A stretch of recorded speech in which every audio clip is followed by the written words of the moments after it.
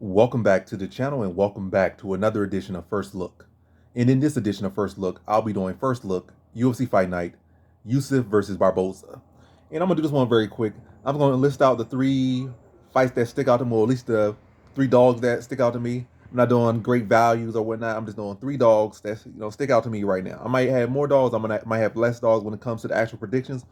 But yeah, let's get into it. First dog is Irina Alexeyeva versus Melissa Dixon. Irina Alexeyeva, I believe, is at like plus 146 or plus 124 or something like that. But she's like, no, plus money, plus like 120 or 140. And against Melissa Dixon, who has not done anything to deserve this favoritism. Like her track record outside of UFC, I mean, she's got a lot of wins. I think she's undefeated. But who has she fought? Who has she beaten? And it's probably realistically gonna be two fighters that are primarily grapplers. One is like wants to be on top in Melissa Dixon, one drop ground and pound. Whereas Alexeyeva could be on top in ground and pound. She has a she's a opportunistic submission artist. Like she'll go for submissions as she did in her last fight against Edgar, who was the solid favorite over her, and she went out there and stopped her. And that's something that would warrant that Irina Alexeyeva would be the favorite here. But she's coming in as the dog against a woman who really has no real trackable wins, and who's likely going to end up in the grappling because they both are sloppy on the feet.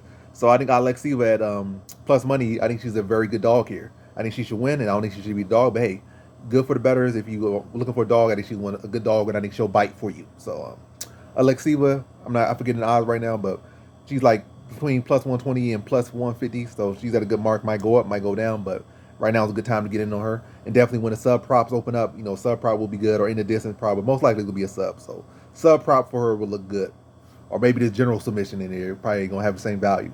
So that's another thing to just think about. The next one is Cameron Simon versus Cameron Simon versus Christian Rodriguez. That's another good one. Cameron Simon, I think he's the one who's plus 146, I believe. I think Lexi was plus 124. I think he's plus 146. So 124 is her. He's plus 146 against Christian Rodriguez. And this is definitely not me saying, oh, Christian Rodriguez is this or not. Not saying he's not this or not that. But I think Cameron Simon is a solid fighter in himself.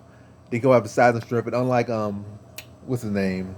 The other fighter he beat, I'm forgetting his name right now, but I don't know how to forget his name. He's such a rememberable guy. That 18-year-old, 19-year-old, whatever he is, but Raul Rosas Jr. Yeah, Raul Rosas Jr. came with a one-track mind. He was an 18-year-old kid, and not taking away from anyone involved, like not taking away from Simon, not taking away from Rodriguez, not taking away from Raul Rosas Jr. But Raul Rosas Jr. came in with a one-track mind. He was trying to go for the takedowns, and he like overexerted himself in that point. Whereas Cameron Simon, he's like probably like 4 years older, maybe 5 years older, more mature, more well-rounded, more polished, because he's older. He had more time to develop. And he's not going to come in with one-track mind to just strike or just to grapple. He'll mix it up and have a full-fledged fight, and he'll be able to go for 3 rounds. And if anything, he's a slow starter and gets stronger as the fight goes on. And right now, I'm not having picked him, but I think him as a dog at plus 140, I think he's a good value. And it's kind of hard to also think that Christian Rodriguez Jr. is going to come here twice and beat two hot trains back to back. Kind of be hard thing to do, especially with Cameron Simon being motivated by his basically his older brother Dricus du Plessis. I was saying basically like his brother in South Africa, like his brother in Caucasian South Africanism. I can't even say what I'm trying to say. His brother in Caucasian South Africanism, Dricus du Plessis. His brother in white chocolate.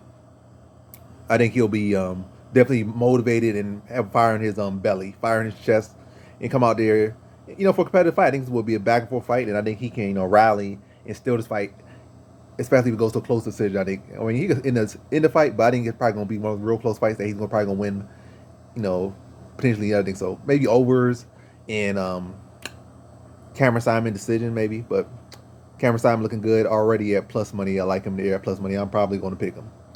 Third one and final one to wrap the video up is going to be Adrian Yanez versus Jonathan Martinez. And I know Jonathan Martinez does keep his hands a little bit low. He is kind of like a kicker. I mean, he's a kickboxer. I know he's a hybrid type of fighter, but he is susceptible to hooks.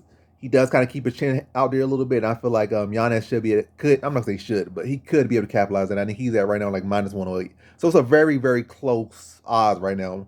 Basically pick him. But he is the dog, even though he's not at plus money. They both are at minus. no plus money, but he is the slight underdog, very, very slight underdog, and I think he's a good underdog here. And I think he can capitalize on the low hands of Jonathan Martinez. I mean, even though his hands be low, but yeah, I'm not gonna act like this is one of the best dogs or like, oh, he's should be the favorite or anything like that. He don't have the momentum. He's coming off his first stoppage loss, and yeah, he should be the dog. But yeah, I like him there. And I think he can capitalize on some things that Martinez does, especially in the boxing department, in the defensive department. I think he can pull away and get the stoppage in this one and win. But yeah, so that's my three. I like Irina Alexieva at minus 124. Not minus. I like Irina Alexieva at plus 124. I like Cameron Simon at plus 146, and I like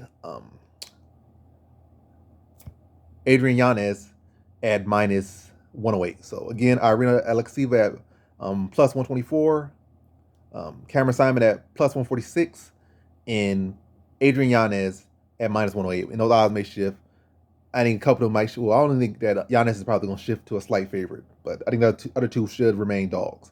Cameron Simon might shift on the day of, but leading up to the fight, he'll probably remain a dog, but maybe like the night of, or I mean the night before, he might shift to a slight favorite. But yeah, those are my dogs, for at least my dogs I'm looking at right now. Maybe they'll shift by the time I come to my final predictions, but as right now, those are the dogs I'm looking at. And hey, track it if you want, track it if you don't. I mean, track it if you want, don't track it if you don't want to. And those are my dog picks right now for the week. And that's the video. Thanks for watching. Like, comment, and subscribe, and come back for more videos. Peace.